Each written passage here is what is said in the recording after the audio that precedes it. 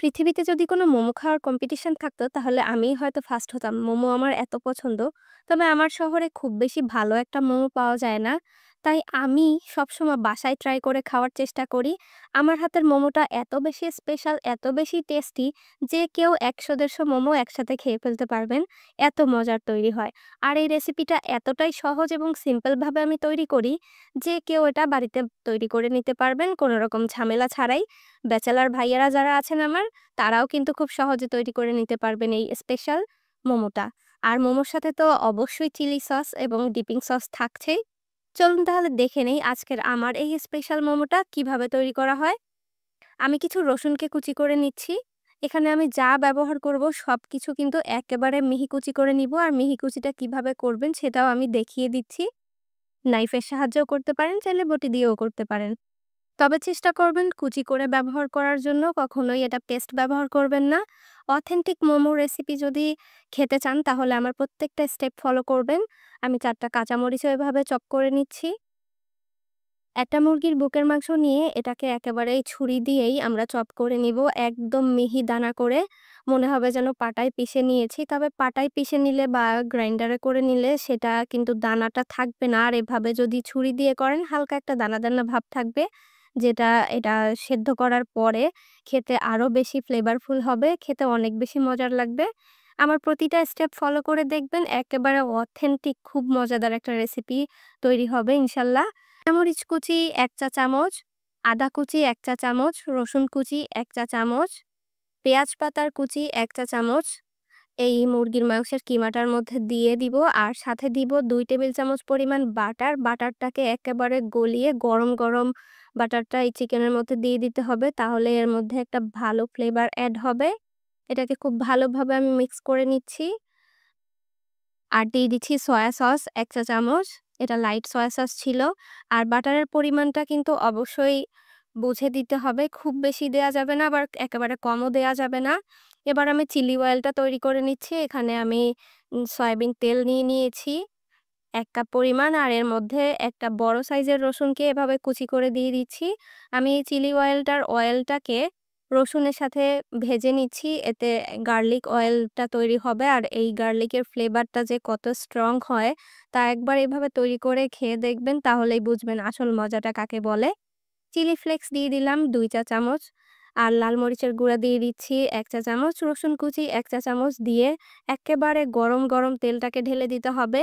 এই গরম তেলের মধ্যেই রসুন এবং মরিচটা এমনভাবে মিক্স হয়ে যাবে আর ভাজা, ভাজা হয়ে যাবে, তখন এর ঘ্রাণ শুকলেই মনে হবে এখনই মোমোস খাওয়া শুরু করে দেই।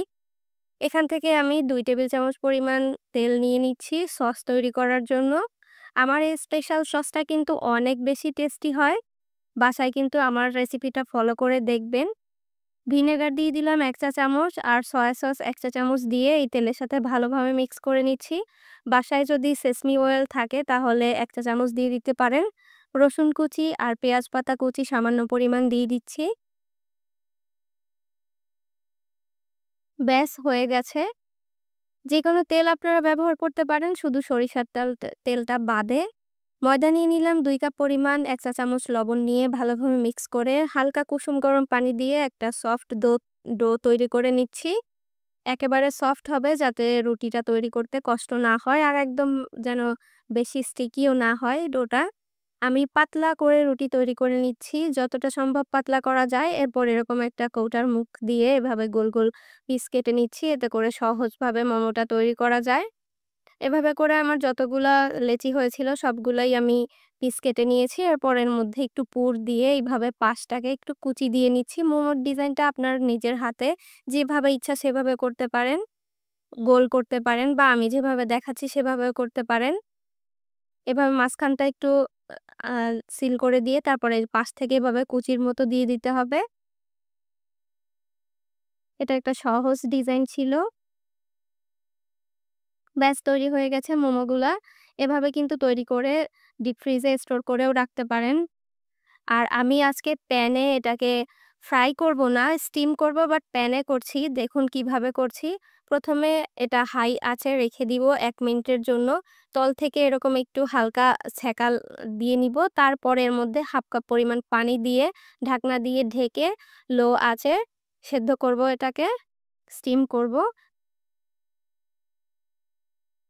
৫ মিনিটের মধ্যে দেখবেন পানিটা একেবারে শুকিয়ে গেছে আর আমাদের মোমোটা একেবারে রেডি। যদি আপনারা পানি গরম করে ভাপা পিঠার মতো বয়েল করতে দেন তাহলে কিন্তু একটু সময় বেশি লাগবে। আর এভাবে যদি প্যানে করেন তাহলে সময়টাও কম লাগবে। আর এর নিচটা দেখুন পুড়েও যায়নি একেবারে, তবে একটু ক্রিস্পিনেস আছে, যেটার কারণে এটা খেতে অনেক বেশি মজার হয়। বাইরের যেকোনো বড়, বড় রেস্টুরেন্ট থেকেও আমার হাতের এই মোমোটা কিন্তু অনেক বেশি মজার। যখন আমরা এটাকে সার্ভ করব গরম, গরম উপর থেকে এই চিলি অয়েলের যে সসটা আমি তৈরি করেছি, এই সসটাকে এভাবে মোমোসের উপর থেকে দিয়ে দিব। চাইলে আপনারা যেকোনো পাত্রেও সার্ভ করতে পারেন।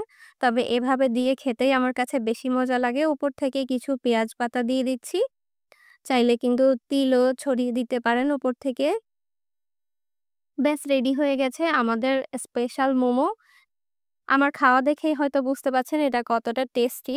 ইনশাআল্লাহ আপনারাও বাসায় ট্রাই করে দেখবেন কেমন হয়েছে মোমোটা। আর আমাকে জানাতে ভুলবেন না কমেন্টসে। দেখা হবে নেক্সট এপিসোডে। ভালো থাকবেন সকলে। আসসালামু আলাইকুম।